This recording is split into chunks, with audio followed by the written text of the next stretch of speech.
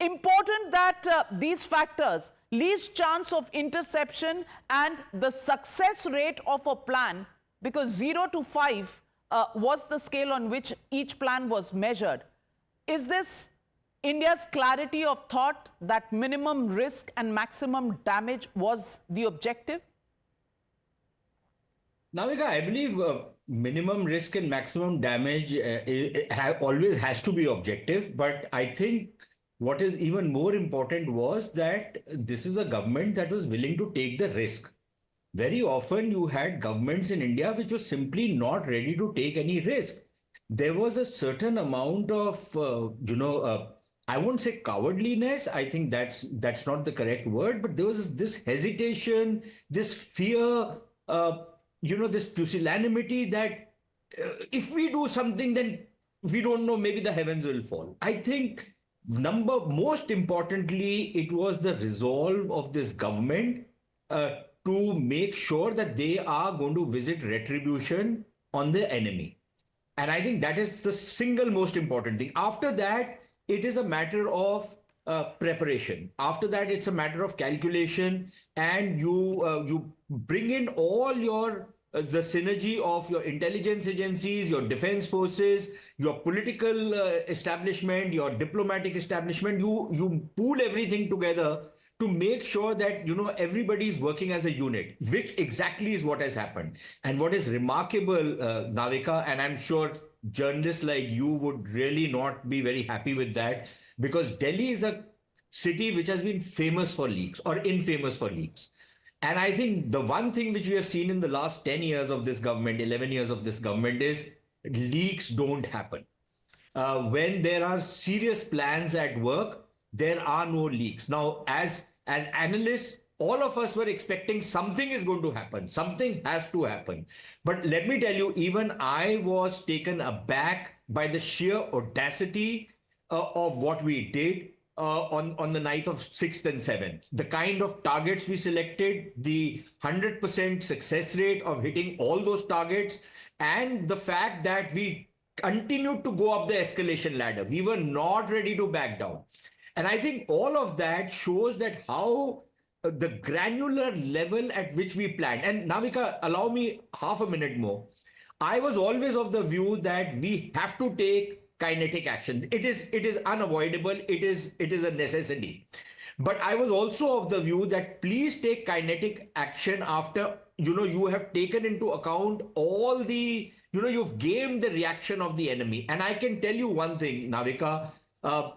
I myself am surprised by the sheer success of what we have managed to achieve, that in just 3 or 4 days, we've destroyed virtually the entire air defense system of the Pakistanis. The kind of damage we have inflicted on them in just 3 or 4 days. And had this operation gone on, the Pakistan Air Force would have been decimated. I think we ourselves didn't want to escalate beyond a point because this operation had limited objectives.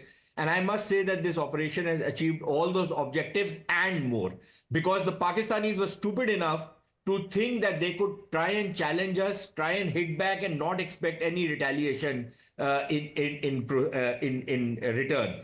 And that happened, and we continued to scale up our retaliation. So, frankly, salute to the political establishment, the military establishment, the diplomatic guys, and of course our agent Vinods and phantoms and babies of the intelligence services. You were talking about preventing leaks. I can tell you, and I'll want Navika to share more details, that there were, of the 3 plans that she told us about, there was an element of surprise not just for Pakistan, but even for people who were involved in planning here.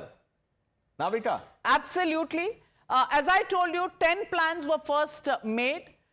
Plan A, Plan B, Plan C were then finalized. On the evening of the 6th of May, it was decided that tonight, after midnight, is when we will launch our attack. And the time was settled post-midnight.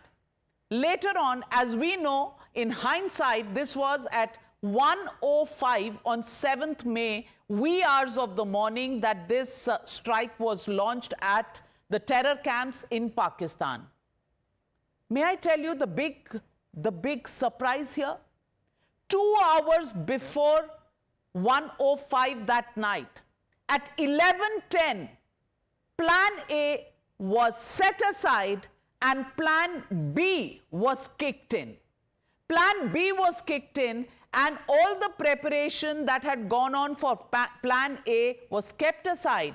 Remember, all the three plans were absolutely ready from the point 1 to the ultimate point. But even though Plan A was the most preferred till about 11 p.m. that night, at 11:10 the plan was changed and the lowest risk of interception existed in Plan B, and that is how, Pranesh, it was picked up, and that is why today we know 9 targets and all 100% delivery. This is the backstory that hasn't come out so far. We've told you about 3 important things. Let me quickly recap for our viewers joining this broadcast.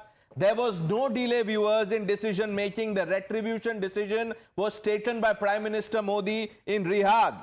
Chapter 2 of Operation Sindoor files, the battle planning stage. The Prime Minister lands at the Pahalgam Air Base, and then he held an important meeting with the people who briefed him. External Affairs Minister NSA Doval, as also our Foreign Secretary, and we've told you about the Chapter 3 of Operation Sindoor files, about the safe house where this meeting took place. How many? 47 meetings across 15 days. Before we tell you about what we struck and the details about it, I want to quickly bring in RSN Singh. RSN Singh, what do you make of what you've heard so far?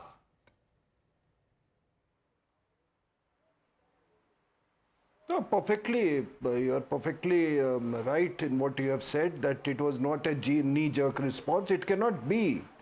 It is what is a cool, calculated and calibrated response with the 10 contingency plans you have said. But let me remind your viewers that these contingency plans do not develop over days or weeks. These are developed over a period of time, and they are in place. And maybe our establishment have these plans much from before. That is what it differentiates between from earlier dispensations.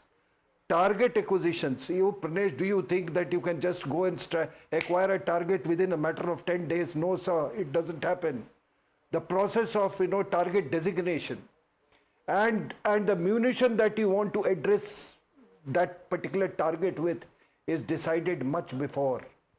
And there is a humongous amount of technical intelligence and human intelligence involved in it, and a great amount of intelligence cooperation.